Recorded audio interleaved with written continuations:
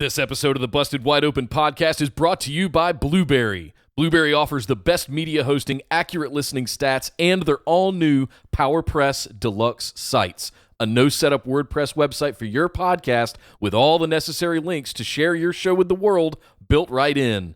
If you currently produce a podcast and are looking for a better host, or if you're looking to start a new one from scratch, head over to orbitaljigsaw.com/BWO and sign up for the best media hosting and a PowerPress Deluxe site to get your first month absolutely free. That's orbitaljigsaw.com/BWO, or just use the promo code BWO at checkout for your first month absolutely free. And now, enjoy the show. Hey guys, this is Angel Garza, superstar from WWE, and you are listening to the Busted Wide Open podcast, to the most fresh news of the wrestling. So keep listening and just remember one thing: el Latino está en la casa, baby.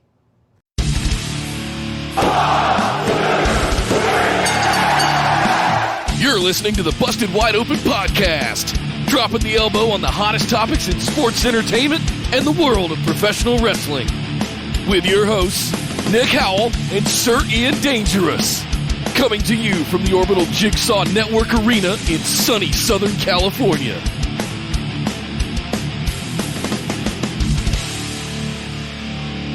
Hi, welcome back to the Busted Wide Open podcast. I'm just kidding. Welcome back to the Busted Wide Open podcast, but if this is your first time joining the show, I'd like to welcome you to episode number 211. Trying to drink the pain away as I live in quarantine. My name is Nick Howell. And I'm not saying that God hates the idea of JBL in the Hall of Fame, but gesturing broadly, I am Sir Ian Dangerous, and welcome to this St. Patrick's Day edition of the Busted Wide Open podcast. Coming to you live from quarantine for both of us. You're more on lockdown than I am, I think, at this point, Mr. Howell. Yes. As of today, we are supplied up. Everything's loaded up, and the doors are locked. Nobody's coming in. We're not going out for the next 2 weeks. Wow. Yep. You're Done. Dang. Yeah, I'm packed up on the groks as well. And trying to enjoy my St. Patrick's Day. I also enjoyed 316 Day yesterday. We're going to be talking about Raw today, everybody, which was a very strange show, also done from the Performance Center with no audience, and they played the entire men's Royal Rumble match. It was insane. But in honor of both St. Patrick's Day and 316, I'm going to pop this beautiful Stone Cold Broken Skull. Give me some beer. IPA. I don't know how they chug this stuff. It's actually. Becky looked like she was struggling a little bit last night, but well, she threw it in her own eye, if you saw that. But in addition, as we said, it is St. Patrick's Day, and I'm home. I got nothing better to do, so time for a little Irish whiskey as well. So it's gonna be one of those days, Nick. Oh boy! Strap in, folks. Strap in. It's gonna be a quarantine day today on the. Yes. This is it. And of course, because I'm a bartender, I'm going to throw a little bitters in this as well because I'm. Of course you are. Like that. You have bitters in your house. Look how awesome you are. I have like a whole apothecary's shelf of bitters over there because, of course, I do. Welcome to the show, everybody. Yes, we have. We're going to talk about Raw today. We're going to talk about a lot of stuff that's going on. It is a crazy time that we are all living in. But that is not stopping us, Nick. The show goes on, and this show will definitely continue because we can do it from the privacy of our house, and it's wonderful. But tell you what, Nick, let's stick to tradition. Let's give away all the housekeeping. Let's get all that out of the way so everyone knows where they can interact with the show, and then we'll get into the rest of it. Yes, guys, if you want to drink some beer with us on St. Patrick's Day, or if you're stone cold, come on over to Facebook, search for Busted Wide Open, send us a join request to get into the BWO discussion group with the rest of the phenomenal ones. Make sure you like our Facebook page as well. We're starting to do a little bit more with that pesky little thing, such as watch parties and things like that as well. So make sure you like our page and join us for the group, where you'll find links to things such as our Discord server, where we do live chats all throughout the week. And frankly, the past couple shows of WWE programming have been more fun in the Discord than what you're actually watching on TV. So if you're not in there with us, you're missing out on some really good chatter, some good times. And during this whole period of social distancing, it's great to come together, genuinely, and talk to each other and be a part of watching all of this stuff together and seeing how this plays out. So come join us in Discord. It is a great community of professional wrestling fans that across all of the different shows that we watch together all throughout the week. You can also find us over on Twitter and Discord at BWO Podcast. We stream live right here on YouTube every Tuesday at 8 p.m. Eastern, 5 Pacific, and every Saturday at 3 p.m. Eastern, noon Pacific. That's youtube.com/bustedwideopen. We're on that train to 1,000 subscribers, as we have been for a long time now. And baby, she's about to pull into the station. We're getting there, We're over 700 now, and we got as a big hump we needed to get past. If we just get to 1,000, all the other boxes are checked. Becky Lynch Mack truck is just rolling right up there right now. Oh my goodness, please, yes. Oh, we're waiting for it. All kinds of cool shit unlocks when you get there. You get you get to 100,000. I think you get a play button and all kinds of stuff. But studies show that when you hit 1,000, it ramps up. It hockey sticks because they start advertising you more. They start promoting your stuff more. So help us get there, guys. If you want to help, we're still talking about our show, not the pandemic, right? I'm just correct. Being clear. Okay. Yes. Last but certainly not least, thank you for all your support on YouTube. But if you'd like to get some access to some exclusives, you can head over to patreon.com/BWO. Get a copy of the show notes for every episode, the same ones that Ian and I use to record the show here with you guys. And also the ability to ask listener questions for our patron mailbag series that we do every single Saturday. Patrons ask questions, and we answer them, and everybody can listen. So if you'd like to get yours in, you can go ahead over just for $5 a month. Plus, it's going to be interesting this year, but we are still going to do our WrestleMania Patrons Pick'ems Challenge for all of our patrons at the $5 tier and above. So if you want to get in on that, go ahead and sign up now because it's going to be right at the turn of April. You don't want to miss out. Make sure you get your patronage ready to go because Mr. Chris White, our reigning defending champion, will be defending his championship for the very first time on the grandest stage. Well, do we still call it the grandest stage? From the performance center stage of them all. Yeah, okay. Anyway, thank you very much to all of our patrons. You guys rock. Thank you for being this big supporters that you are and for being willing to give some of your hard-earned cash over to us even during this time of crisis that we are entering right now. So thank you very much. Ian, we want to, before we get into Raw, I want to give a little bit of a teaser here of what today's show is going to be. Yes. We're going to do this. We're going to do almost, it's not two different shows, but it's almost two different shows. We're absolutely going to cover Raw today, but I want everybody to make sure to stick around because we're going to hang out a little bit. We're going to talk about what we as hosts, as content creators, are going to do during these times. We're looking at least the next 2 weeks, probably more likely the next month, and possibly even beyond that into July and August, where we have people that are out of work. We have all kinds of very hard times and situations going on around the world. So we want to wrap with you guys, let you know what our thoughts are around this show, around the state of professional wrestling, and all of that kind of good stuff. So stick around. We are going to cover Raw real quick, but we're going to go with that stuff as well. And speaking of which, Nick, speaking of hard times, Daddy, COVID put hard times on me and my family. Yeah. What is your current situation there in where you live? Like, how locked down are you there? How mandatory is it? Et cetera, et cetera. Like, what is your predicament? Are you still working? Did your work tell you to only work from home? Yes. Where are you at right now with all that? So I'm a technology worker. I've been working from home since 2013. In fact, it was when I left North Carolina and came back to LA in 2013. I've been a remote worker ever since. So mostly because I travel a lot, right? You guys know how much I travel. I'm constantly gone. So it wasn't a big deal that I wasn't at an office. It didn't really matter. So it's kind of okay for me. It's not that big of a deal for me to be working from home. I've set myself up here with this big command center, and I can do more here than I could in the office anyway. So as far as the state of North Carolina goes, literally today, Tuesday, St. Patrick's Day, the governor of North Carolina came out and said, moratorium, takeout only at restaurants and bars.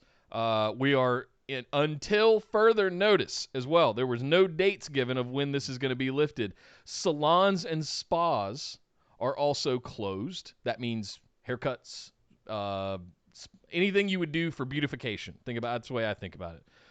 Which is anything where you have someone close to you breathing on you while they're doing it to you. Exactly. Or Yeah. over the top of you, right down onto you. Right next to you. Yeah. Sure. So the state of us, Esther and I are, we had a hard end to the weekend. I had a long night Sunday night where I didn't sleep because I was really bent out of shape about what to do because you and I were talking back and forth about L.A., Mayor Garcetti making the decision to basically shut down bars and restaurants. And I think if there was one tipping point for me for all of this to really register, that was it. And understanding, and you and I being friends for a long time now and understanding what impact that was going to have on you, as well as understanding that LA is basically propped up on the services industry and what that was going to do to the city of Los Angeles and its citizens. And that was the tipping point for me to basically go, okay, in the next 48 hours, we're going to get everything done we need to get done, and then nobody's coming in this house, and we're not leaving it for at least the next 2 weeks, potentially the next month. That's the current state of things in House Nick. How about yourself? I know you got some tough, hard times out there in Los Angeles. Very, very odd times indeed. I actually was in the middle of trying to purchase a new car as all this order was coming down. Not because I wanted to, hey, why not get a new car now when the boring apocalypse is happening, but because I literally didn't have a car because mine got totaled. Not my fault, which was great because it meant I got money for it, but it also meant that I had to spend that money because you cannot live without a car in LA. And if things proceeded to get crazier and crazier, I needed to have some sort of vehicle. So I was actually in the middle of giving away a lot of money that I didn't want to give away just so that I had something to drive around in.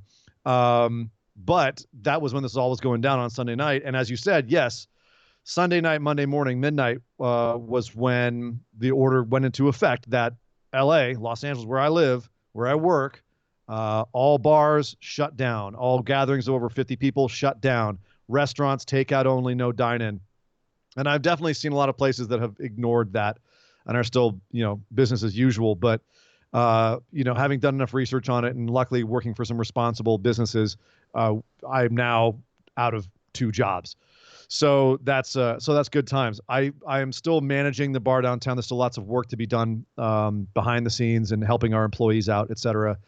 So I'm still doing some stuff down there. But yeah, mostly I am now stuck in the house after having supplied up today and got the pups, got dog Ziggler here, minding his own business, and we're just battening down the hatches and trying to stay as responsible as possible for the next little bit. But what that means is I don't have to go to a job 6 days out of the week anymore. And that gives a little more time for things, Nick. So, that leads us to the next thing that we wanted to get to. Later on in the show, we're going to be talking about what we're going to do next. So I guess, Nick, let's do what we normally do. Let's do the wrestling. Let's talk about what happened in wrestling since the last time we've had a show. And then let's break it down and start actually talking to people about what comes next. Yes. But for now, Nick, let's head over into the main guts of our show and talk about the big news.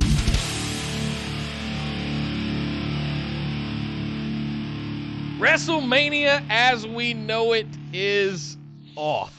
Woo, boy. WrestleMania officially. And if you guys remember on Saturday's show, I told you that I had watched the Hillsborough County Town Commission, City Council, whatever, meet and basically go, all right, WWE, it's your move. If you don't act, we're going to. It was implied. It wasn't explicitly said like that, but we're going to give WWE the opportunity to do the right thing. Back out. Or we're going to force their hand. And they didn't, in hindsight, and now they forced their hand. See, from what I read, WWE did it voluntarily, actually. And if they didn't do it voluntarily, I've still got the reports are still coming in as to who did what to whom when.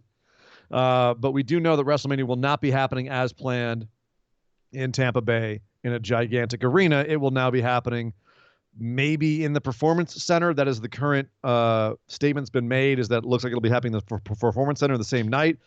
But what it might be is they just get these matches out of the way and we have a real WrestleMania postponed to a later date, perhaps June, July, whenever things blow over. So lots of things still up in the air with WrestleMania.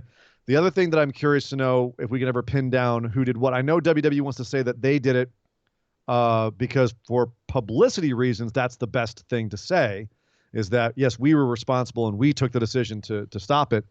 But at the same time, it's harder to get your money back when you decide to pull out. True. So, True. And one thing to keep in mind is it's never just the WWE staff and personnel. You have concessions workers, you have building staff, you have IT staff, you have tech staff that are not WWE people when you're at a venue. And basically, from what I gather, Tampa said you can't have any of those people, therefore you can't operate the stadium. well, So and again, you can't now from the presidential standpoint, they're recommending no more than 10 people in a group now. And you can't even run that from the performance center with that few people. Yeah. So imagine trying to run out of a stadium. So there's no way they could have done an empty stadium show at this point. Like you said, Nick, it might even be as many as 50 people there to run that. So yeah, irresponsible to do that. But the question is will it have blown over by April 5th? Will they have enough time to be able to change things by that point? If so, it is going to be an evolving situation, to say the least. But we can't say it's canceled because it has been said that it is not canceled. They're still going forward with something. What that something is, we don't know yet. But they're saying the Performance Center for now, the same date. Also, and that it because, will be of course, streamed on the Yes. network and available via pay-per-view. Do you think people are still going to buy a $60 pay-per-view for that? I wonder if they just have it available on pay-per-view just because if people are browsing their home now, a lot of people are going to be home, maybe more will be home then. And if they don't have the network already and they have no way to know that the network exists, but they're browsing pay-per-view and they see WrestleMania and they see Brock Lesnar and they see Goldberg, maybe they will go, oh yeah, I'll pay $60 for that because they don't know any better. I don't know. One would think everyone knows about the network by now, but you know what? Maybe they just put the option out there just to try and make a little more money on the side. I mean, Disney ABC, if it's true, if the rumors are true that they're shopping the pay-per-views to ESPN underneath ABC Disney, there's demand out there. So, and ABC Disney's not going to pursue that if there's not an audience to go capture and capture those funds. So Sure. Yeah, you might be right there. So Well, I and don't know. keep in mind, both SmackDown and Raw posted really high numbers ratings-wise. People are home. People are watching these things. And those were not good shows. SmackDown was entertaining, but it was goony. Raw was a slog, and it was weird. We'll talk about that in a second. One last thing about this. TakeOver and the Hall of Fame also, unsurprisingly, are being shifted / changed around, postponed. TakeOver, it's being rumored, will be actually on the Wednesday of that week instead of NXT, and that it will be going head-to-head with AEW. But whether or not at that point they'll be allowed to even have that many people in a room together, I think all they can hope is that they can get everyone tested so that they don't have someone who's asymptomatic out there and, breathing hard and sweating on other people. So it is going to be, I think, a question of how things evolve over the next 2 weeks. As far as the Hall of Fame goes, Davey Boy Smith's daughter said that they talked to her about the Hall of Fame ceremony, and they were proposing to her that it might be pushed back to SummerSlam, which I think is a great idea. That's actually probably a best case scenario, honestly. I think that's if you're not worried about storylines and shows, which you're not with the Hall of Fame, but you still want to do it this year, push it back to SummerSlam. This from pretty much, I think, most of the reports we're seeing, the major part of this should be over by August. So they could do it then. It's still one of their big shows and have it be a big deal. So that might actually be the best case scenario for them with the Hall of Fame. Yeah. So Interesting. Yeah. Well, there's plenty to talk about when it comes to WrestleMania, but a lot of it just comes down to pure speculation. Frankly, we don't know. We've heard one thing. I've read into and gathered some little nuggets based on public record from the city of Tampa and Hillsborough County down in Florida, and that's where my conjecture is coming from, and my sort of what I'm taking away from a lot of that had to do with everything else except for the WWE. Things required to run a venue that large requires hundreds of people, hundreds, before you even bring in the first WWE superstar or Vince McMahon. you have hundreds of people that are running that, and they're just not going to let that happen. So that guidance is coming from the very top of the very top at the federal government level, and the states, the governors have decided to back that. So that's the state that we're in right now. WrestleMania is kind of wait and see.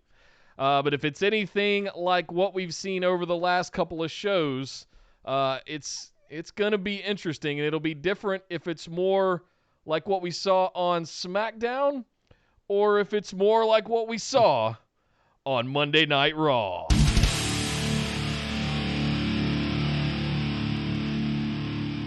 So what we saw on Monday Night Raw, Nick, was the entire men's Royal Rumble match in the middle of a couple of promos and setups for WrestleMania, which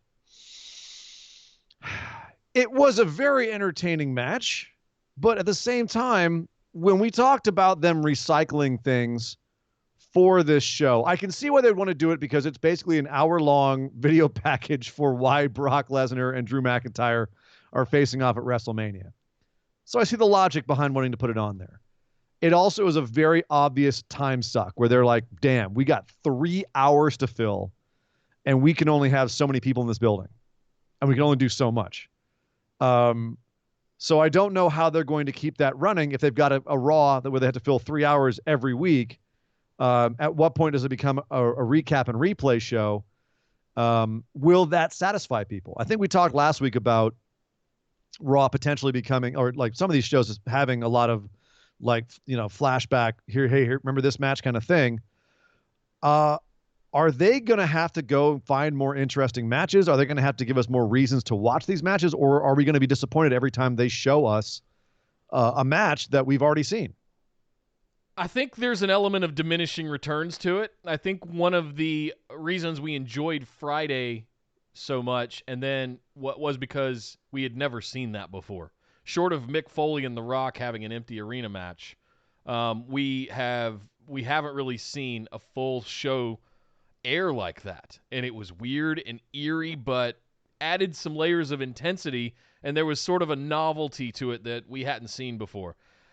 Now that the sheen had been rubbed off on Friday night, when we got to Monday, not to mention that it's an extra hour, and the fact that they recycled something that was already over an hour long without commercials, and then they take 10 commercial breaks in it, and it ends up taking up almost an hour and a half to 2 hours of your 3-hour show, where you're bookending it with an Edge promo that was straight fire. We'll talk about that in a minute. And then some fun antics that went on at the end. Slotted in there somewhere was a match we'd already seen 327 times. Congratulations. I just told you everything you need to know about Monday Night Raw in about 30 seconds. Yeah, we could talk about Raw in 30 seconds, but that's not what we're here to do, Nick. We're here to actually break it down. So, yes. So let's actually do that. Let's, well, first of all, I do want to talk about overall about the show. And that's part of that is like, yeah, they used an enormous match to fill a lot of their time. And frankly, it was a lot drier. Part of what was great about SmackDown was Triple H being an absolute lunatic for half the show, shooting on people, being funny. Like, it was part of that show. What made it entertaining was how loose it was how loose it felt, and how very surreal it was in a lot of ways. And there were surreal moments on this Raw, but they weren't as fun as SmackDown. And that was, I think, part of it. And part of that was the announcing crew was, I mean, about as buttoned up as you could possibly be for most of the show. You had Jerry the King Lawler standing, by the way, shoulder to shoulder with Byron Saxton and Tom Phillips, which is not social distancing, sir. You're a what is he now, in his 60s, late 60s, early 70s? That is not social distancing, sir. Hey, careful. But all joking aside, they were there just buttoned up the entire time. You know, it was almost like their shtick on a normal show, which is kind of dry to begin with. Right. So that was, I think the presentation of it was also part of what made it a little bit of a drier and sometimes more awkward show. I mean, and one of the most awkward segments was the final segment, which was, it was 316. They had announced that Stone Cold would be there on this show, and he was, and he came out to an empty arena. They even had moments where he asked the audience a question and they cut to the audience and it was just chairs empty chairs, and then they cut back to him. It was so awkward and weird, especially for a guy who lives off of the crowd reaction as much as Stone Cold and his act does. To have him have no act, they had to actually get Byron Saxton to hold up numbers rating his speech, because he started saying, oh, it's 316 day, it's now a national holiday. On 316 day, someone says something you don't like, you can flip them off. Your boss works for you. Right. And everything that he decreed, Byron would hold up a number rating it. You can only, it's fine to use 4-letter words, and Byron holds up a 5, and Stone Cold's like, really, 5, Byron? Ah, tough crowd, even though there's no crowd. It was just, was it cringy for you, Nick, or was it just me? Oh man, I want to be fair here. I really want to make sure I say this the way I genuinely felt. I was one part creeped out, cringy kind of thing, like it was just so awkward and weird that I wasn't enjoying it. And the other side of me is sympathetic. Right. The other part of me respects the P.T. Barnum show must go on mentality of we're seeing it through. We're doing what we got to do. Hey, let's bring some of our big legends out here and let's see if we can make the best of this. And because some show is better than no show. And some viewership is better than no viewership. And getting some viewership is a win as opposed to just not having the show, not generating any ad revenue on a show that has mostly held down Monday nights for the better part of 20 to 30 years. Right. So that's where I'm at. As a wrestling fan, I feel like, yes, obviously, we do a show because we like to tell them all the things that they could do differently and better, right? It's being snarky a little bit. It's part of it. Yeah. I mean, but we like to say when we feel they did things right, things that engaged us, things that we thought were done well. This was one where, as you said, Nick, I want to give them the benefit of the doubt. They were trying. They're like, dude, you've taken away 90% of our tools and our weapons and our number one, biggest asset, which is a crowd. The biggest superstar in WWE is the crowd. Right. And that's not hyperbole. That is something that they use sometimes as corporate speak, but they're not wrong on some levels. That's why it's a good corporate line. The fans are essential, and without it, you get something like this, which feels at best like high school theater, and at worst like something Lion Drive just pointed out in the chat, and that is, it feels like the Eric Andre show, which is intentionally supposed to be awkward and stilted and kind of like high school theatery, like that's his humor. That's not what they were trying to do here. That wasn't the intention. That was just how it turned out, So it's something where I think a little bit of the curtain was pulled aside on how stilted a lot of WWE's style is. Sometimes it's not. On SmackDown we had, for instance, Bray and Cena, I thought was a really interesting analysis of how WWE's drama works. Whereas here it was like a comedy / nostalgia bit where it just fell flat. Because they just didn't have the spark wasn't there, the life wasn't there. They were trying their damnedest. I mean, Lord knows Byron is so naturally goofy that it played well into that. And when Stone Cold finished up and he finally was like, you know what, come on down here, Byron. Why don't you have a drink with me? The final rule of 316 day is you can beat up any sumbitch for any reason whatsoever. And the best part of this whole segment, they showed off air after they went off air. Well, but this was stuff that was on air. He kicks Byron in the nuts and gives him a stunner, and beer goes everywhere. And then he starts chugging beers. And then Becky Lynch comes out for some reason, and she chugs beers with him. And he reminds her that she gave him a stunner once on an episode of his show. And she's like, yeah, no, I didn't. And then they both stun the hell out of Byron Saxton again and walk around and drink beers. And that was that. And then, as you said, Nick, they had more stuff off air, right? Yeah, as soon as we got the trademark and it went off air, and whatever else came on USA next, unbeknownst to us at the time, the Street Profits came out. Their music hits, surprises Stone Cold after he's gone and kicked Byron square in the ghoulies. Like he missed his tummy by about a foot and kicked him Went right in the straight- groin. Right. Went straight for his Nia Jaxes. Hard way, you could say, right? He hit Byron right in the Saxton. Hey-oh! But the Street Profits come out, and they want to celebrate with Stone Cold. And they're dancing, and Montez Ford is going to go down as my number 2 behind The Rock is the best sell of the stunner ever. And they didn't show it on TV. And to your point, the reason SmackDown was as entertaining as it was because of Trips and his goofiness, and we were getting Antics DX Triple H back throughout the entire show. Yes. They tried to do this a little bit with Asuka on commentary and sprinkle it in there a little bit, but had they had this thing with the Street Profits be what happened at the end, instead of Stone Cold and Becky walking around and doing their thing, this would have been a fantastic way to end the show. And I'm very, maybe they just ran out of time. Maybe they weren't counting the number of commercial breaks they were going to play during the 2-hour redux of the Men's Royal Rumble match. But This is a weird thing to wonder. This is a weird thing to wonder. And maybe I've been listening to Bruce Mitchell too much. But I wonder if they didn't want the show going off the air to a bald-headed white guy kicking a couple of black guys and stunning them, and then we go off air. If it was better with him and like the perky, female face of the company chugging beers and going off the air, if that was more of a good look for them, especially when they're expecting a little bit more of a casual audience on this show, I wonder if that was part of it. I wonder if that was a thought that crossed their mind. Or if I'm just, seeing this too much through PC colored lenses. yeah, I think you've been in LA too long. Yeah, maybe. Or I just have seen way too many, online warriors freak out about things that are, if you watch the show, is not a big deal.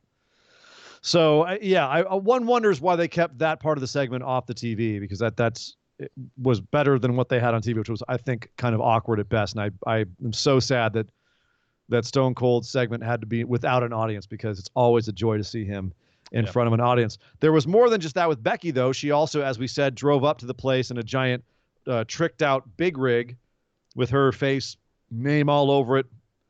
She got out and cut a promo backstage about how she was going to she came out to the ring about how she was better than Shayna, essentially, saying that Becky's here getting into Shayna's mind, essentially, that every word she says, every tweet she sends out is just making Shayna crazier, and that's how Becky's going to win. She's going to win the mind games, essentially. And Shayna was shown backstage fuming, which, okay, all right. Becky's playing mind games with Shayna. Shayna is physically dominant. All right, we've set this up. Fine. I don't think this, broke any new ground. It didn't flip my wig, but it was fine. If this had been on a regular episode of Monday Night Raw, we'd have been like, all right, cool. We're keeping things going to WrestleMania. We wouldn't have thought twice about it. It's just that it was in this kind of very dry atmosphere that made it just seem kind of there. Do you know what I mean? Sheriff McDonald and I were rapping offline last night after the show, and he had some interesting theories around the truck. And that was that it was actually initially intended to be part of her WrestleMania entrance, and that they had built it and that they had kept it off to the side. But now with the announcement of what we saw yesterday before the show with WrestleMania, it was they decided just to unveil it there at the Performance Center. So that's interesting. I think, could you imagine Becky pulling a Stone Cold and driving a semi down the ramp at WrestleMania? Yeah, that could have been a pretty big, cool moment that we lost out on. Instead, we got to see she illegally parked it in a driveway. So I don't know what to do here in my own head, because I'm struggling with how much I'm going to allow myself to be upset about this. That's really the crux of this whole thing. How much am I going to allow myself to be upset by the fact that my wrestling, my WrestleMania, it's not going the way I wanted it to, and all of that in the environment and the climate that we're in right now. And I don't feel it's fair to really judge it or shame it, or I think they should have canceled it, or I'm not going to go out and be one of those warriors that's going to say what I think they should have done, because their hand was forced. They didn't have a choice. So, yeah. Oh, cheers. We're cheersing. All right. Happy St. Patrick's Day. I'm cheersing. It's still St. Patrick's Day over here. Also, Welcome to the lovely Vanessa Flanders in the chat, just tipping us $20. Oh! Thank you so much. Welcome to St. Patty's Day party. Sorry, we'll not be there to see you at the bar tonight because there's no bar. Doesn't exist anymore. It's a dream. We woke up from a dream. When was the last time you didn't have Monday Midnight Metal Madness? I've done that for about 8 years, but I've taken Mondays off to go on trips or whatever. This is the first St. Patrick's Day that I have not had to work since 2009. Most St. Patrick's Days I work between 20 and my record was 30 hours straight on St. Patrick's Day. Jesus. And going into the 7 a.m. to past noon, 1 or 2 the next day. I have worked every St. Patrick's Day since 2009. I was in New York in 2009 and then worked everyone prior to that all the way down to 2004. So this is a very weird day for me today. Very weird. I have to admit a little bit of the old little nip makes it. Now it feels like St. Patrick's Day. Much little better. burn in the throat. Little whiskey face. Night is smiling. Yeah, that's the other thing I don't have today. I don't have a lot of no one's playing the Pogues for 20 hours around me, which is right. Maybe it's a good thing. But anyway, we digress. All right. So, Nick, your favorite part of the show. Edge gives a promo. Edge comes out to the ring and promos on Randy Orton and says, "Hey, Randy, I know why you did what you did. It's because you're jealous, because you're a spoiled brat. I was the guy who had the natural talent, and you were given everything on a silver platter." That was essentially the promo. And he said, but, at WrestleMania, I'm going to take you out. You put hands on my wife, so we're going to have a last man standing match. Nick, what grabbed you about this promo? What grabbed me right now, I didn't hear a word you said because Abraham Castillo just dropped $50 in the tip jar. Are you freaking kidding me? Oh my God. Dude, Abraham, thank you so much. Thank you so much, dude. Seriously. Appreciate it. Much love. What were you saying? Something about Edge, something, Edge. Yeah, his promo was straight fire. And here's the thing I want to say. There is something about somebody as intense with the eyes of Edge looking straight into camera. Fourth wall be damned. Looking straight into camera at you with his Edge crazy eyes. And it looks like he's looking into your soul. Yeah, the 1,000-yard stare. And you just feel it on the insides. This last man standing match, Randy, if you got the balls. And I'm just like, oh, don't hurt me, Edge. If you've got the sack, if you have the grit, Randy Orton. Then on this day, you too can see clearly that. Wait, that's something else. Another thing I have to point out with this promo, though, he mentioned that one guy inspired both of them. One guy drove them to be better. And that guy was Mick Foley, which, of course, made me all aflutter because I've got Mick Foley merch everywhere. But do you see Mick Foley getting involved in this? Like, is this something where they could bring in Mick and Randy takes out Mick as a way to get back at Edge? Did I just see that coming up here? Was that a foreshadowing that I'm just reading too much into? Or would that be awesome? Would that help this feud where Randy takes out not only Edge's wife, but his mentor, their mutual mentor as well? I mean, if we've got 2 weeks left until this is going to go on, yeah, you could have Mick come in and do a spot, bring him in, and have Randy also take him out, give him a concerto just to draw Edge out. Sure, why not? At this point, keep amping it up. He just called out Randy and said, if you got the stones, last man standing. I bet you won't show up. Randy can counter with, taking out Mick Foley. Yeah. If you've got the huevos. Chutzpah. Yes. If you've got the testicular fortitude, if you will. So, yeah, I'm very curious to see how they're going to ramp this up more because, I mean, we've got a few weeks left. Got, 3 weeks, 2.5 weeks left? 2. See? 2 weeks from yesterday, Sunday. Yeah, so they've got time. It's just a matter of, if Mick has to be on lockdown too, because he's no spring chicken either. Yeah. I'm sorry, it's 2 weeks from this, so 3 weeks from this past Sunday. Okay. Yes, 2.5 weeks. There you go. So we still got time. And Lord knows, I I think that would be like a great little cherry on top before we get to WrestleMania if Randy does take out Mick Foley. Also, because I just like seeing Mick Foley on my TV. Yeah. That's just me. Just please wear your teeth, Mick. It's crazy without him. Well, but sometimes he wears the teeth and he says something too forcefully and they go flying across the ring, and then we all just like, oh God, it's worse than Hell in a Cell. Yeah.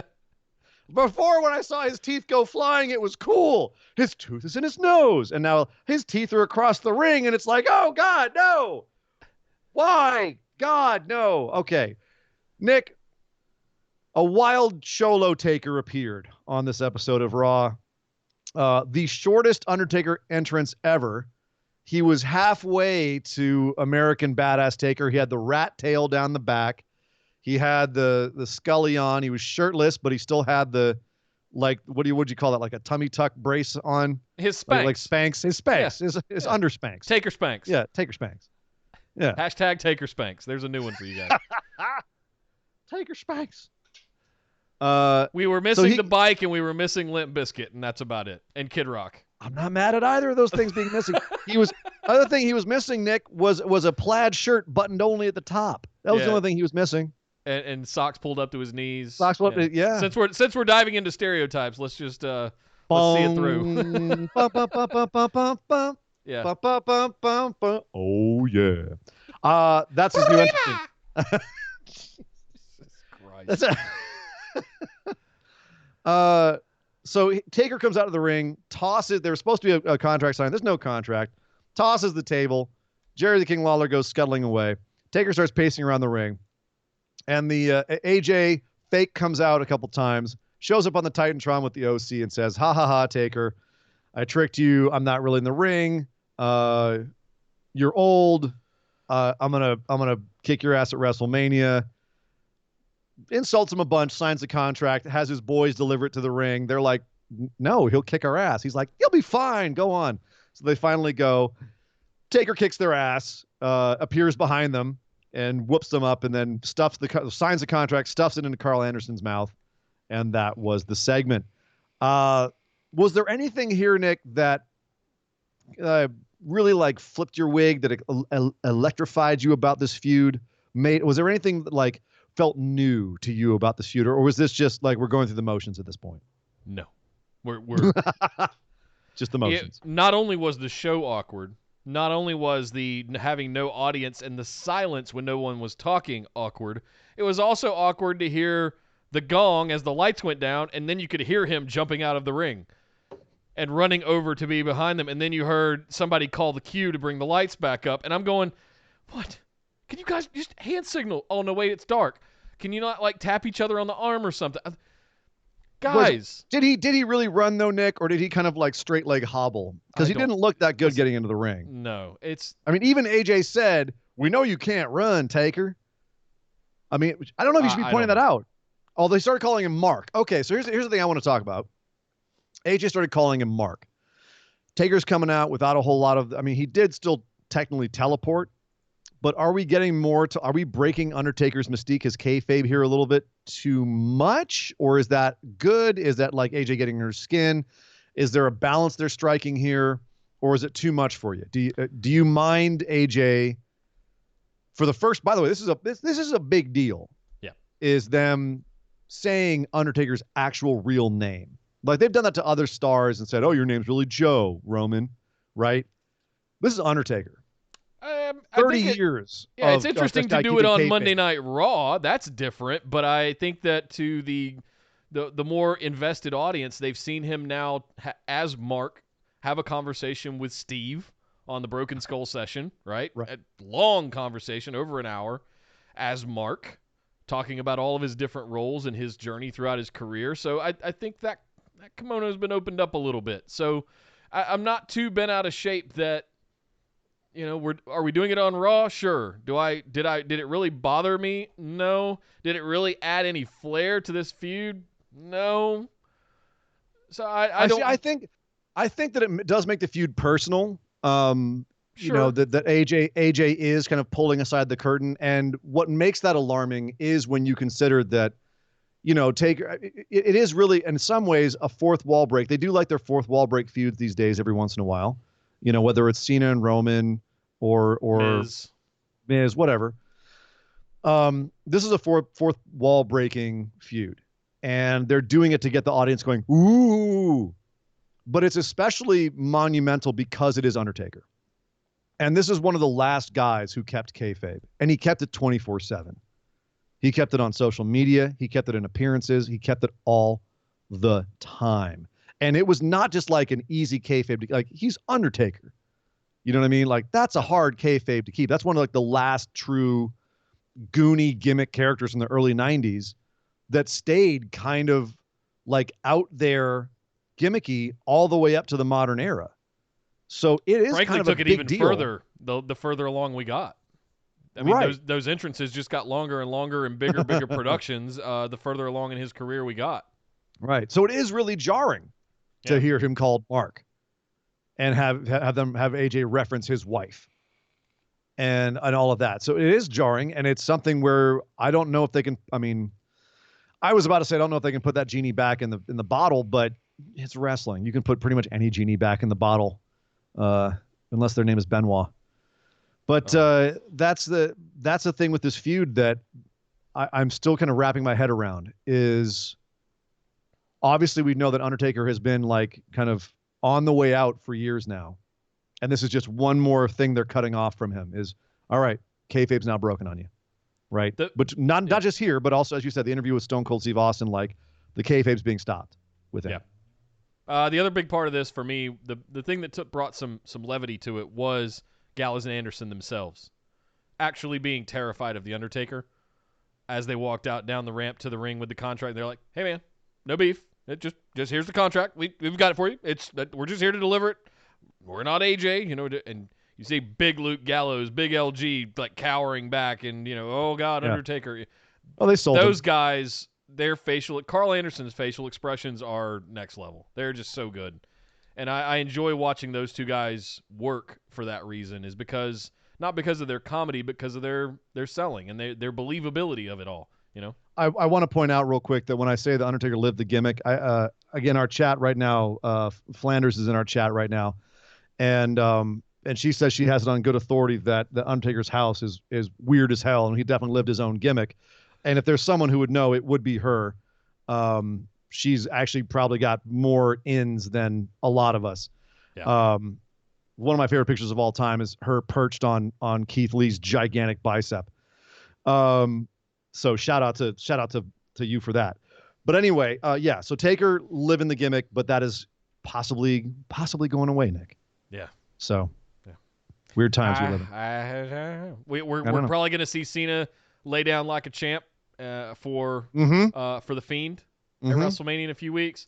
I wouldn't be surprised if we saw Taker go out and putting the other big superstar of this century in AJ Styles for him. So, line drive with the line of the show today. Chad, too bad, and Tex Ferguson weren't ready for me and Mark. Southpaw Wrestling is coming. I hope that's still coming back, man. It's coming. It's a studio show. They could shoot that. Okay. I think that's the most doable. They should just do nothing but Southpaw Wrestling. Just no more WWE. I agree. Like lethal leap year instead of WrestleMania. It's a leap year. Yes. It's a leap year. I'm just saying. All right, some more Raw, and then we'll move on. Kevin Owens also had a promo. He wants a one-on-one match with Seth at WrestleMania. Seth challenged him anytime, any place, and Kevin Owens said, "Cool," at WrestleMania in the Performance Center, which one wonders if that was the plan before all of this happened, or if this is convenient because it's now like, Kevin, you're all going to be in the Performance Center. It's not a special thing. We're going to have this match in the place where everyone else's match is taking place. Cool. So yeah, I'm wondering what that was about. Again, I'm not going to be too hard on this because I like Kevin's story, and that, there's pictures of Matt Hardy and the Bucks pointing to him. That famous picture with Kevin Steen when they were in PWG, all peeling PWG together and saying he's the future of wrestling, right? He's the next big thing. And look at him now. He came up as the NXT champion, took out John Cena on his debut, and everything he's done in the years since. So yes, I think it's kind of cool to throw back to have the story of Kevin Owens where he got his start in the Performance Center, wink, wink, in NXT, and how it's going to be part of that whole thing, part of the storyline of this. And I'm not going to be mad at a creative slant to that. I think that's okay. But yeah, to your point, everybody's going to be there. We all know that now. But let's just go along for the ride and see how Here's the thing I want to say. Okay. Ultimately, don't prejudge this. Like, let's not prejudge this. Look at how shocked and pleasantly surprised we were with SmackDown on Friday. Now, we saw the complete opposite end of that pendulum swing last night on Raw. It could have been worse. It could have, but there's some knobs and some dials to tweak, right? So we've got 3 weeks before they're going to do a WrestleMania. They could have some full-size paper cutouts of all the different superstars and random people sitting in the crowd, and that could be really funny. You know, they could cut the lights. Seriously, you could have a arena full of Nia Jax cutouts in filling up the arena. They could cut the lights completely down. Holograms, all Tupac Shakur holograms. Yep, and Eazy-E for that matter. You know, all Tupac and Eazy in the audience. Yep. Yes, I'm there. Maybe like one or two David Bowie holograms in there too.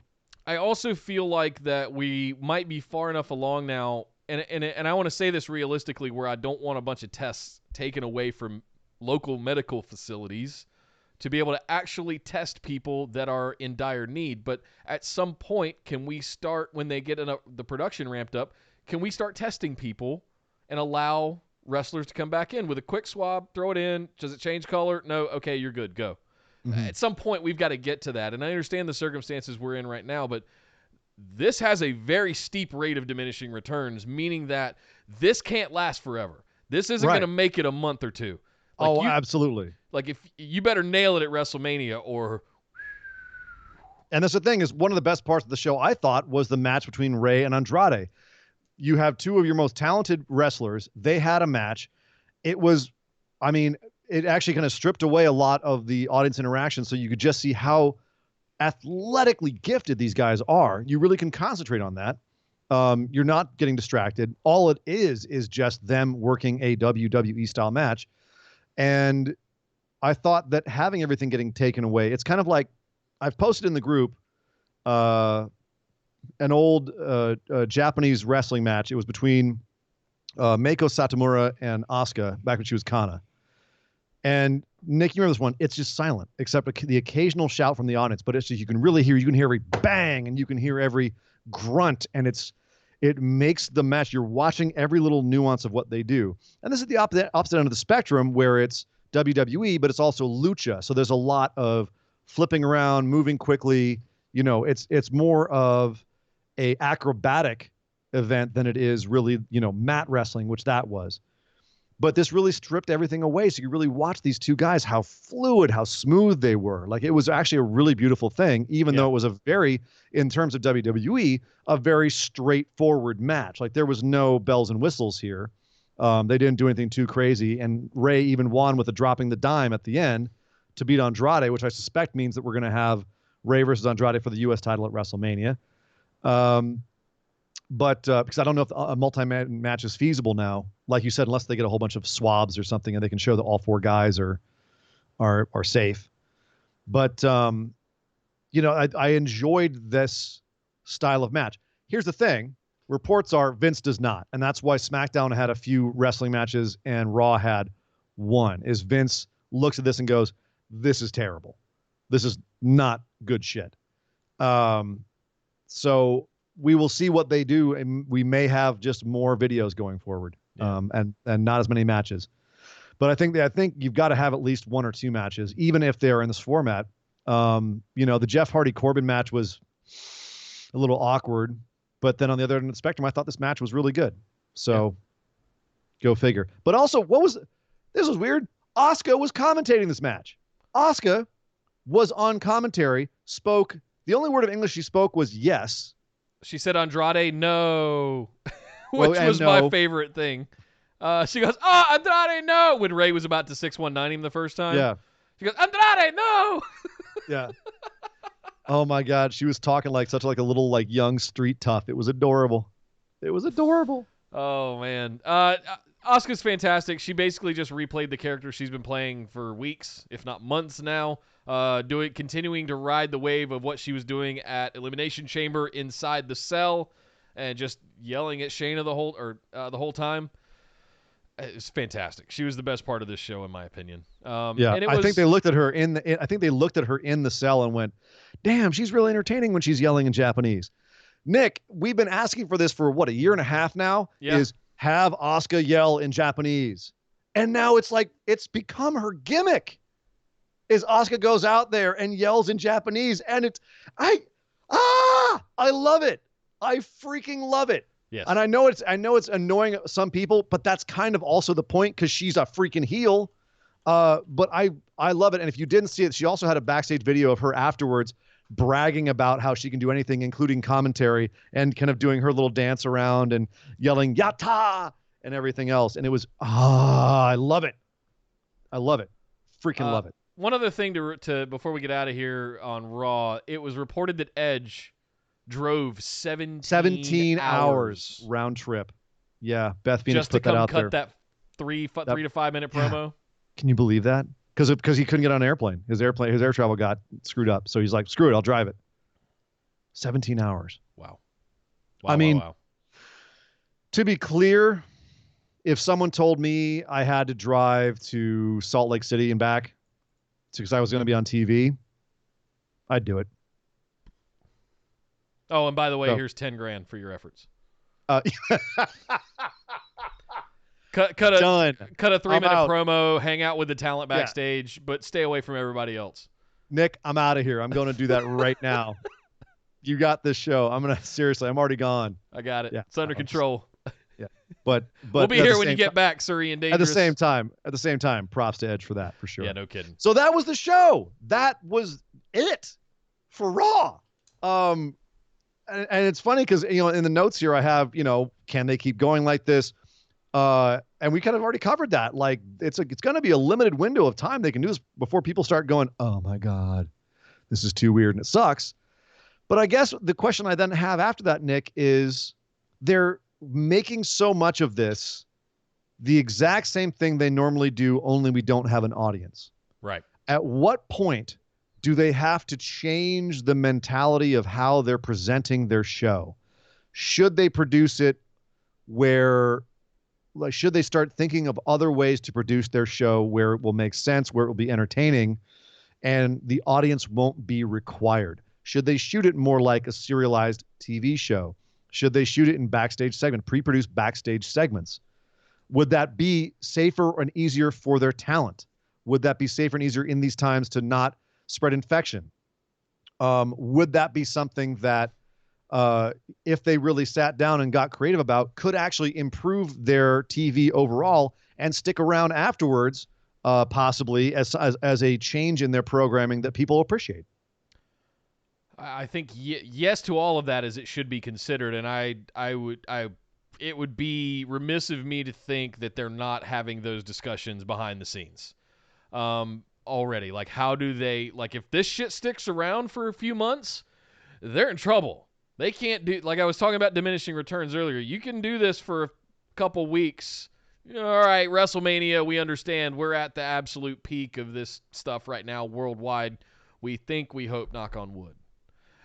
Beyond WrestleMania, if this continues throughout April, stuff starts getting a little weird, and it gets a little unwatchable, and the audience stops being so lenient and forgiving, and they go find other things to watch, and that's bad news all around. Agreed. But the thing is, as you said, we hope that they are thinking about this now, because Lord knows WWE likes leaving things to the last minute. But this is not something you can leave to the last minute. You got to start thinking about possibilities of alternatives now. Yeah. And obviously they're very stuck in their ways on a lot of levels. But at the same time, they're also, props to them, they're really good at thinking on their feet, because what were some of the most entertaining shows of the last year? The ones where they were up against the wall, they didn't have any other options, and they had to throw something together last minute. The Friday SmackDown, and then the NXT TakeOver show when they were all stuck in Saudi Arabia. Right. The SmackDown NXT show. Bray Wyatt, Roman Reigns. Yeah. They go out with the mumps or whatever it was. And all of a sudden we've got Finn Balor versus AJ Styles on a pay-per-view almost without any fanfare. And how great was that pay-per-view without Roman and Bray? Exactly. So WWE's back up against the wall. I'll bet on WWE, frankly. Yeah. I just hope that they are taking the precautions right now so that they don't have to scramble last minute when their ratings tank after 3 or 4 weeks of recap shows and video packages. Yeah. So I'll leave it at that. I think there is an element of this as well that could be, to your point about studio presentation kind of stuff. Like, you could cut the lights. You could light the performance center in a way that only showed the ring and manufacture some crowd noise to make the silence go away, or at least play some music while they're wrestling as a music bed of sorts. There's lots of options. There's ways to get creative about this. The silence is what's eerie. And that's the simple, and you're talking about the simple things. Yes. Simple things they could do. Tomorrow. You know what I mean? Yep. Implement it tomorrow. Start shooting it like an action movie. You have a movie production studio. Get in a skeleton crew. Anyway, there's obviously we could brainstorm this. That's not our job. That's WWE's WWE. job. Call me. Nick, they don't have to call you. They listen. Yeah. Hashtag because they listen. Because they listen. Well, that was Raw, guys. We're going to head over and do our moment of positivity. Woo! Mop, mop, mop, mop, mop, mop, mop, mop, mop, mop, mop. I think there's we have to be glass half full here. We have to be skeptically optimistic in the way that we always are when we think about this. So, Ian, since Saturday's show, basically looking at Raw, what's your moment of positivity? You know, it's funny. I've actually been waiting for this on this show because if there was ever a time, if there was ever like in my lifetime, there's been some crazy stuff that's gone on, you know, whether it's earthquakes or fires or natural disasters or whatever. Whether, you know, where I live, where I am, to me or to other people that I know, that I love, that I care for. But what we're seeing right now is in our lifetimes and maybe overall kind of unprecedented. Like, this is a world-changing event, and it will be something that has ripples and ramifications for years and years and decades and everything to come. And given where we are in that process, where there's a lot of unknowns, there's a lot of speculation, there's a lot of fear, there's a lot of panic. This is the best time to look at everybody else around you and think about the good things and concentrate on the positive things and put out positivity into the world and try to lift up everyone around you and lift up your friends and your loved ones and people that you don't know even. Yeah. And so that's why I'm actually really glad that we have this on this show. And again, thanks to Sean Clark, who's a listener, who actually inspired us to start doing this on the show, because, you know, we started doing this, whatever it was, a couple of months ago, having this little segment where we say something positive about the week. And I can't think of a more relevant time to have this on our show than right now. I can't think of something that I'm more proud of to have on our show than this right now, where it's something as simple as just saying, oh yeah, this frivolous entertainment that I imbibe throughout the week, what about this makes me happy? And try to share that happiness with other people who listen, and maybe other people will go, oh yeah, that's, you know what, that makes me happy too. Or that's so cool that makes them happy. Like it, and it uplifts other people. You know, this is the time for all of us to look at each other and go, how can I uplift other people? Yeah. And I could say something as simple as Asuka on commentary was my moment of positivity. But it actually wasn't that. It's my T-shirt, isn't it? It's my puking Lucky Charms leprechaun T-shirt for St. Patrick's Day. Any other year, it would be your puking leprechaun T-shirt. But I'm gonna have to say sorry, Nick. Today, it is not your puking leprechaun T-shirt. I'm sorry, buddy. I'm out. I'm sorry, dude. I'm sorry. Actually, no. It was actually earlier today on my Facebook page, like a bunch of people posting, if you have an artistic project or if you have something that you do that needs support, post it. And, it's from multiple people. Yeah. Post it and we'll check it out. And, and throw you some coin and help. And this is a twofold thing, because on the one hand, people that, are my friends or who are my Facebook friends or who I know showed up today and did just that. They were people of their word, and they threw us some dosh, in our time of need. And that is, inspiring me to go out and do the same for other artists and creatives who are trying to create stuff during this time and are, up against the wall. Speaking of which, by the way, not to interrupt, but Alex Washington with $5 in the tip jar saying, dude, thanks for being Alex, the coolest wrestling man. show fans I know. Thank you very much, Alex. Really appreciate it. Thank you so much, brother. It really is appreciated. Sorry, as you were saying. It really is. But no, seriously, thank you. But the second half of that is also seeing online, not just people who are willing to, give their hard-earned money to people who are being creative and being generous in that way and uplifting other people and helping others in that way who are having hard times. But there are people out there who are taking their time now to uplift the other creative people who are out there, who are using their energy and their abilities to create things to help people psychologically, emotionally, even beyond that through these times. One of the contributors to the show, JB, earlier today, she posted something on Facebook. I passed it along as well. I think she posted something in the Busted Wide Open discussion group.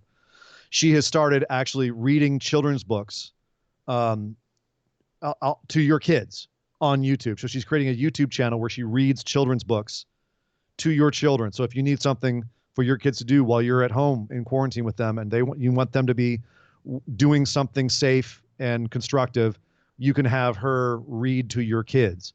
And that was something that she just came up with and was like, this will be helpful to people. It's not even asking for money for it. It's just free on YouTube. Seeing something like that, seeing others of my friends who are busy creating content for people to consume, to entertain them, who are finding ways to help other people. That's the stuff. That is, whether they're helping us, whether they're helping others, that's the stuff that is my moment of positivity, Nick, is that in strange, uncertain, weird, scary, sometimes times like we're having right now, that I am seeing those things happening right now. I'm not having to search for them. They're coming at me. Yeah. And that's a wonderful thing. That's my moment of positivity. Yeah. If I can piggyback off of that, please. Something personal this week that happened in our neighborhood, like many other neighborhoods around the country and around the world, where we live, has a Facebook group. So we can all communicate with each other. It's a really cool, very active group. Someone, I think one of the ladies in the neighborhood posted that they were going to have a shamrock bounty hunt for the kids today. Meaning that, so what they wanted to do, and they didn't tell the kids this, but they wanted everybody to make cut out shamrocks and put them in a window in their house somewhere. And these are bigger 2-story houses. So basically you put a shamrock in the window and the kids go out around the entire neighborhood and find them, and they have to write the address down of where they found it and where it was, like the location of it and everything. And it's just, right now during this time, kids are home during the day for an extended period of time. And they want to get out of the house, and the parents want them out of the house. So it's kind of twofold, right? It's piggybacking off of what you're saying, it's finding things to be creative about. It's finding things to entertain yourself. And it's one of the biggest things that I take pride in this show is putting on a good, high-quality production for you guys. Not just, yes, we focus on one niche of professional wrestling, but go out and find other content creators in podcasting, in live streaming, whether it's video games or movies or books, or there is a podcast for literally anything out there. And 90% of them have a Patreon or a donate button. 90% of them have some way to interact with them. So if you have a particular fandom, if you have a particular niche that you're interested in, go find them because they're out there. And thank you guys so much for all of your support. I mean, even in this time, you guys dropping almost $100 into the tip jar is it's mind-blowing to me. Thank you so much. I can't even express how much I'm touched by Coming that. for Like, clip. that's seriously. Yeah, no, Nick, I think that. And yes, that's Asuka was amazing on commentary. said. Edge ate my Right. soul looking at me Right. with his promo. But yeah, the things that are going on right now, are extraordinary. with society coming together, DC aside, and that's all I'm going to say about it. But the things that are in the more localized communities that are going on, the outreach in the creative space that I'm seeing in Los Angeles, studios are shutting down, but it's giving people glass half full options to go out and finish that screenplay that they wanted to do, but they couldn't because they were too busy being a scripty on a TV show. It's giving camera operators the ability to go practice their lighting and DP work now because there's opportunities here, and we're going to talk about some of those as well. That was an intentional segue, by the way. Well done. Nailed that one.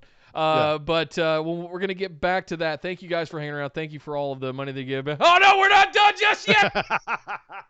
We've got just enough time for our other news lightning round. Beep, beep, beep, beep, beep, beep. You know, it's funny, Nick, because I blew myself up there. Yeah, we're totally going to come back to what you just said. We're going to get back to creatives finding new ways to be creative. But first, we do have to. This is a wrestling show. We got to get back to wrestling for just a second. Because in any other show, Nick, this would have been in the big news. This is how insane these times are. This news right here would be down towards the back of our show, and that is that WWE announced not only JBL, NWO, Davey Boy Smith, The Bellas, but also Jushin Thunder Liger will be inducted into the Hall of Fame. Probably the most deserving person this year. I'm actually going to go and say he is the most deserving person to be in the Hall of Fame this year. Hard stop. This had been, I mean, we pretty much said when they first started coming out with the rumors of who's going to be in the Hall of Fame, this was the lineup we gave here on the show. It is now official, though. One of the greatest cruiserweights of all time, one of the greatest innovators of all time, one of the greatest wrestlers of all time. Jushin Thunder Liger, who retired earlier this year, is going in the Hall of Fame, whenever the Hall of Fame is. But I'm just curious if he actually shows up for it. He does have a relationship with WWE. He wrestled Tyler Breeze, so technically he's wrestled in WWE. He wrestled in WCW. They have those tapes. Yep. I'm just wondering who inducts him, who they get to induct him. That maybe Rey Mysterio, maybe John Cena. I could see one of their legends would have to do it. Someone of stature. Yeah. Who can really like pay tribute to this guy. So I'm very excited about that. Sadly, got to do some COVID-19 news here, some cancellation news. All Ring of Honor shows have been canceled through May. All Impact shows have been canceled until April, and they're playing it by ear. NWA, no show today and no show for the foreseeable future. The Crockett Cup has been canceled. We may not see them come back for a few months. CMLL has announced they are going to be canceling shows for the next week at least and may do more. But they were having a big show coming up. That's done. AAA also had a big show coming up, Rey de Reyes. That has been postponed. They are going to do that show at a later date, but that was going to be a big show too. So that's kind of a big deal that they're canceling their WrestleMania essentially. And a lot of big guys were going to be on that show, including Kenny Omega defending his title, Lucha Brothers, etc., from the U.S. WWN's Wrestle Expo, which included Gabe Sapolsky's Evolve, also the WWN Super Show, Progress, WXW. That's all canceled. WrestleCon also got canceled, which was going to have a whole bunch some New Japan shows like the Lions Break, Joey Ryan's Penis Party, Ethan Page's Body Guy Extravaganza. All of that's done. They also had some issues because the Marriott they were going to hold that whole thing at wanted to continue to charge them $117,000 for everything. And said, nope, sorry guys, you still owe us that money. And Actually, I'm sorry, it was 117, 170. Anyway, a lot of money. Yeah. And only, I actually had it in my notes that they were going to get screwed out of that money. You have people like Kevin Owens, David Starr, Seth Rollins. A lot of people threw out on Twitter like that was bullshit.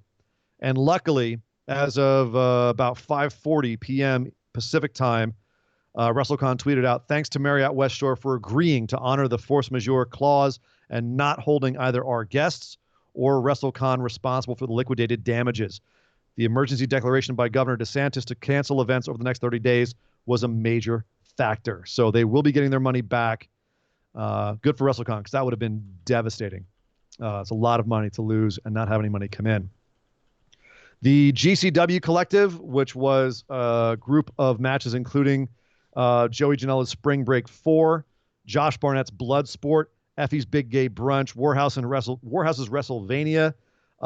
They are postponing. They are not canceling. They are saying that they will do all of those shows at a later date, which is good because I'll be goddamned if Jon Moxley versus Josh Barnett isn't freaking cursed at this point. Last time it was bursitis. Now it's COVID-19. I'm not saying. I'm just saying. I need that match, man. I need that match. Yep. Good God. Speaking of matches, if you didn't know, if you didn't see it, yesterday, Will Ospreay, he had a brainstorm. He said, what if we had a whole show, but there was no fans? And he put together, on the spur of the moment, he put together an awesome show that you can catch on Wrestle Talk Showcase on YouTube with no fans. And it's a bunch of awesome matches. The highlight of which, the headlining match, was him versus real-life girlfriend Bea Priestley, where, Nick, I'm going to put it this way. At one point, Will Ospreay gave that woman a chop that, if that doesn't send him to the couch for at least a month, then either she's really forgiving or they're really kinky. I'm just saying. I'm going to throw that out there. Yeah. But no, and all joking aside, it was actually a really freaking good match. They both know how to work. They obviously work well together, and Ospreay, is world class. Bea, I think, is getting there. No disrespect meant. Like, she's behind him in terms of experience. That's all I'm saying. That's all I'm saying. Don't come at me. Yeah. It was a great match. Go check it out is what I'm saying. It's for a good cause. Actually, 9,000 people watched it, so that's awesome right there. Watched it live. NXT tomorrow, they are reporting, will have 0 wrestling matches. It will all be interviews, video packages, etc. AEW, meanwhile, will have what they're saying will be a regular show, but from a closed studio or a closed space. So kind of like what we're seeing with SmackDown and Raw. So it'll be very interesting tomorrow to see how both NXT and AEW, so AEW especially, because we've seen kind of what WWE is doing, but AEW especially, what they do to try creatively to try to get through this. I do know that Marco Stunt, however, will not be in AEW because apparently he's feeling under the weather. So fingers crossed, it's something normal. Get well soon, Marco Stunt. Yes. And finally, Nick, a little bit of an upbeat thing. Happy birthday, Samoa Joe. It is Samoa Joe's birthday today. Did he Happy get a birthday, concussion sir. blowing his candles out? You took the damn joke out of my mouth, sir. It's okay. It's okay. It's worth asking. He injured himself blowing out the candles in his cake. He's the Tony Romo of professional wrestling. Oh, Cowboys fans, what's up? Who also, funny enough, seems to be better at commentating too. Oh shit! Woo! I'm on fire tonight. Tony Romo can also finish games with broken ribs with an injury. So that's actually, damn, dude. I hate that analogy, but I can't argue it. Yep. I can't argue it. So is that the news? Samoa Joe's better at wrestling than Tony Romo's at football? Oh. That's the news, Nick. That is the news. Well, thank you very much, Sir Ian Dangerous. Unbeknownst to you, sir, you have been attempting to Skype distance me over here on the stream. Your connection seems to be wonky, and you're auto resizing yourself constantly. So apologize to those of you watching on YouTube. I do nothing for his size. I'm trying to live update it as we're doing the stream here, but the way that we wanted to. Oh, there you go again. See, jumping all big. I pay for good internet. Damn it. Yeah, well, What is going on? you call it get your money back. Or we could just understand and accept the fact that, oh, God, it's going to drive me insane, that the load on the internet right now is seeing unprecedented traffic. And That could be it, too. especially in a city that's not bigger than 20 square miles with 20 million people in it. Now, Nick, you know more about technology than I do. What is it where there's two different kinds of internet speed? There's one where there's like a local link and you can only go as fast as everyone who's hitting that local link at the same time. I think that's what I got. Where like right now is when everyone's getting home. Those people who still go to work in this place, so getting home and they're checking all their stuff on their computers. So maybe that's why right now it's always screwing me up. Yeah, you share that link with not only everybody in your building, but everybody at your what we call a POP, a point of presence. So everything comes into one place, and then it trunks into the main. I'll put my little Magoo glasses up. No, but everybody trunks into the same line. God, this is gonna drive me insane. You got this, buddy. You got. I got it. It's all good. And as soon as I resize you, you blow back up to big. Anyway. Thank you for sticking around, guys. We wanted to finish up the show. Phrasing, Nick. Yeah. Damn. We wanted to finish up the show today with having sort of a casual fireside chat with you guys about some things that we were thinking, and we wanted to talk about what we were thinking about doing next, some of the ideas that we had going into our year 4 post-Mania. So, Ian, this was sort of your concept. I wanted to let you do this as I kind of actively resize you nonstop over here. Resize me, my friend. Work on my size. No, so the idea I had was, look, we are not sure how much content we're going to have to talk about on this show in the coming weeks. There might be, like, look at this Raw. Half this Raw was pre-existing content, and we can't talk about it.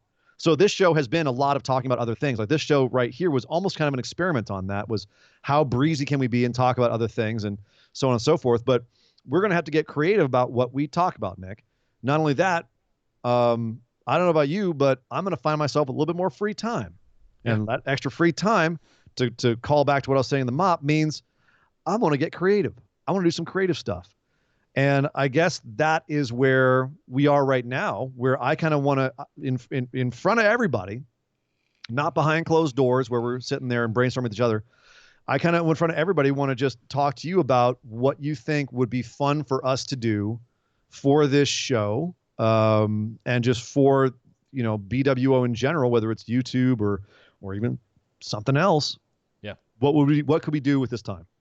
Well, let's break down what we have currently. Let's inventory what goes on today. Sure. Because we've got the Tuesday show where we cover we do this 2 days a week. On Tuesdays, the slate is we cover any WWE pay-per-view recaps, and we cover Monday Night Raw and anything else that might have happened since the Saturday show, right? Including Correct. News bits and things like that. Then there's the Saturday production where we do AEW, NXT, Friday Night SmackDown, and then we do the patron mailbag after that as a separate show. On top of that, we've also got all of the shows that we watch with all of you guys in Discord, and we've also got the recently started up BWO Universe build-out happening over on Twitch. So it's not that we're short of things to do. The beauty of being on YouTube for... I don't know. We've been doing it pretty professionally now since about August, when I got the rigs and we got everything dialed in, and that ugly summer last year of trying to do it with laptops, and it just didn't work out so well. So we got some up. I now have the giant command center as it is today. I'm doing all kinds of live streaming. I'm comfortable with it. I've got a green screen on the wall over there. And one of my next big things, we've recently started talking about post-Mania. What do we do going into year 4? Of this show. And one of the things that I want to do, because I've been looking at YouTube analytics for the last 6 to 8 months as we've been doing this and growing the show, our shows are too long and we don't do it frequent enough. And those are really the two big things that make a YouTube channel successful, is frequent content and short form content, meaning 10-ish minutes. So with that in mind, one of the big things that I've come up with recently that I want to start doing, with all of that said, is a daily news show. That's probably the big idea that I want to do. You and I collaborating on coming up with the topics, and anywhere from 5 to 10 minutes shooting and posting a 5 to 10 minute show we need to do all of the things like coming up with a name and an intro and graphics and all of that stuff that just comes along with producing a video series of sorts. But there's also a long laundry list of busy work that you and I need to do. We need to redo the intro that we've been promising for a year. We need to update a lot of our graphics. We need to get pro wrestling tees online. We need to do the full makeover of the logo with the new font that we've been testing that's working really well lately. You'll see the one we're talking about here on the stream if you're watching on YouTube. It's our names. I've got like 4 half-finished T-shirt graphics in my iPad. I'm waiting to actually like sit down and do. So it's not that we're short of things to do. What we wanted to talk to you guys about live here is we wanted to let's pull the curtain back, talk about what we've got on the docket, what we've already got going on, what we've already talked about and thought about and planning to do. But we're hoping to brainstorm with you guys. Like, what can we do above and beyond all of the things that we're already doing that you guys would like to see? What are things that you go to other sources of wrestling news for? What would you like to see us begin to do? Yeah, so sure. Now that we have all this free time on our hands, Jesus.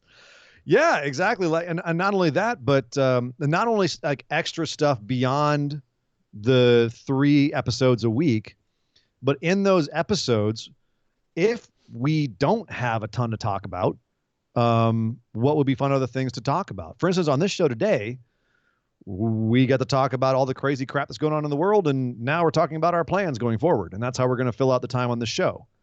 But going forward, at some point, we're going to have to figure out some of the stuff, whether that's watching old episodes and talking about what happened there, doing history, or finding other content. And that's really what I'm looking at and saying, how do we fill the shows?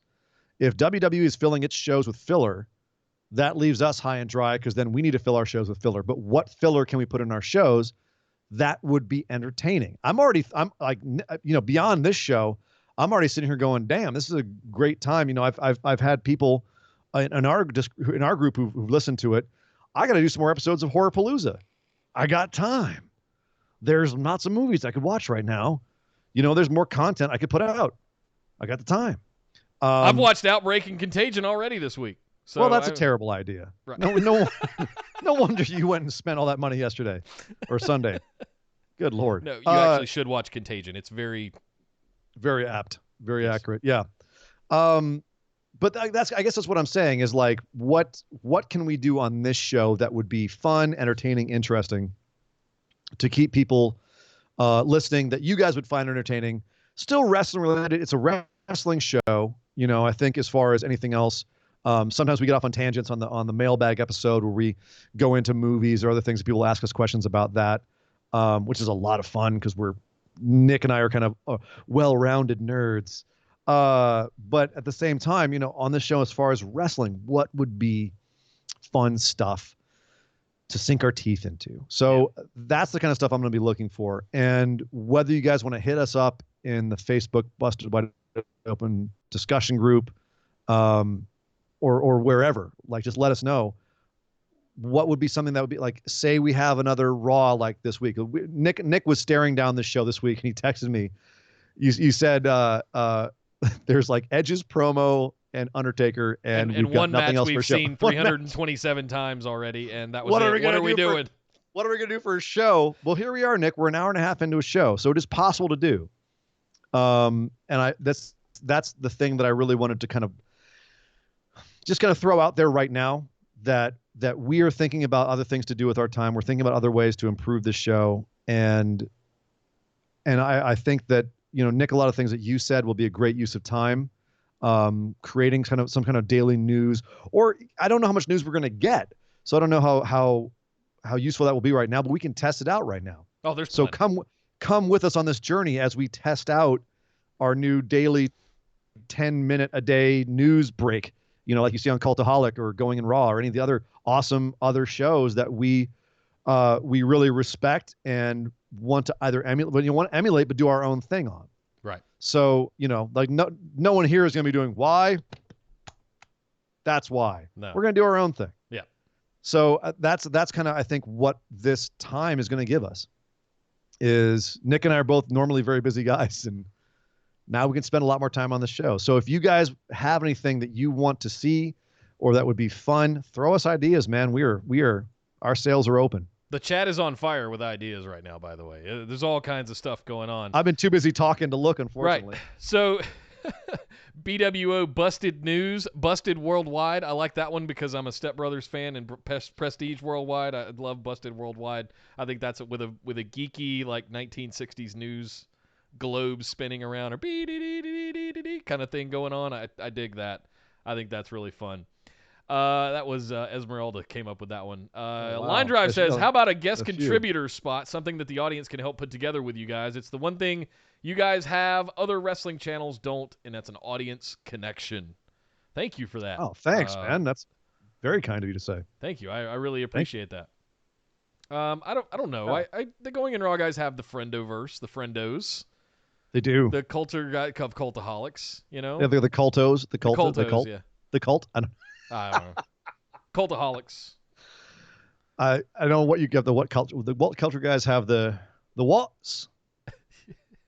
The friendos, difference for me is growing our presence in the greater wrestling community. And we've been doing the show now for 3 years, going on 3 years. We'll be going into the 4th year here. And at a certain point, there's a level of relevance. Is that the right word? I know. And if you go back and you look at any of the bigger shows that are out there, they've been doing it for 5+ years. The grind is real, guys. And you talk to anybody on YouTube, and it takes 2 years to get to any kind of significant number where you're monetizing enough to be able to pay your bills and do it full time. And I look at the gap of where we are today and what we need to do to get there, and I want to start, learning some lessons and taking some inspiration from that. One of those is we don't have the consistency of outside of our 2 days a week. And one of those is growing the viewership above and beyond. Like, we get thousands of downloads on the audio podcast. Yeah. Our average video gets about 100 views on YouTube. Right. Yeah. Why? What's the difference there? And I think it has a yeah. lot to do with the frequency that we're putting up and the fact that they're 2-hour-long videos. Well, this is the thing that I really feel, Nick, and that's why I think that when you came to me with the 10-minute news show, the first thing I said was, I think we can pull 10 minutes a day. Yeah. I think we can make that happen. And I think I want to prioritize that because that is what sells on YouTube. And that is just so again, this is curtains wide open. That is our next goal, is like I feel pretty confident with where we are with podcasting. It could be more, but I'm satisfied. I look forward to it growing, but I think that our big next goal is conquering YouTube, and we are so far from that right now because for some reason we're not getting what we should be getting on there. And that's just figuring out like the algorithm on YouTube and figuring out how to get those views. And I love the fact that you guys all show up for our live shows. Everyone in the chat right now, like, thank you. It's freaking rad. I can't wait till that's triple digits. Yeah. Do you know what I mean? Like that, those are the things that I'm looking for is building, growing, and how to do that. And if this time gives us the opportunity to try more things, then dude, let's do it. Yeah. We also got to get you a new computer. Yeah, apparently. Oh, great. Make me spend money when I'm not making any. I just bought a damn car, man. Just saying. Anyway, yes, you have to get me a new computer. Great idea. Fantastic. I'm working on that. Okay, good. But yeah, that's pretty much all I want to say. I will keep my fingers crossed, man. I'm not going anywhere. I'll be sitting right here. You know where to find me. Yeah. So that's pretty much all I wanted to say, Nick. That what we just did was pretty much what I wanted to put out there. If you've listened this deep into the show, obviously you give a crap enough that this will be relevant to you. And I wanted you to hear this. I wanted you to hear that we're thinking about this. We're brainstorming it. Nick has things he's thinking of. I have things I'm thinking of. And that's going to be our plan going forward. It's going to be a crazy few months. But I want this, at the end of it, to be as big of a growth experience as possible. Not personal growth, like growth in terms of creatively on the show, what we're capable of doing and what we do and the content that we give to you guys. Right. So more content more often is really the crux of this. I'll drink to that, Nick. Yep. That is really what this comes down to, because Those are the things that drive up viewership, watch time, all of those metrics that YouTube cares about. So at the end of the day, the reason we're sharing this with you guys is because you guys have been along on this journey with us. Most of you that are in the chat right now we consider our core fan base. You guys show up every single show. You're in the chat acting with us in the live stream. You're in the Discord every show, watching all of the things with us, chatting live. Some of you are, shepherding new listeners via Instagram and forums and all. I see all that. Yeah. I see you.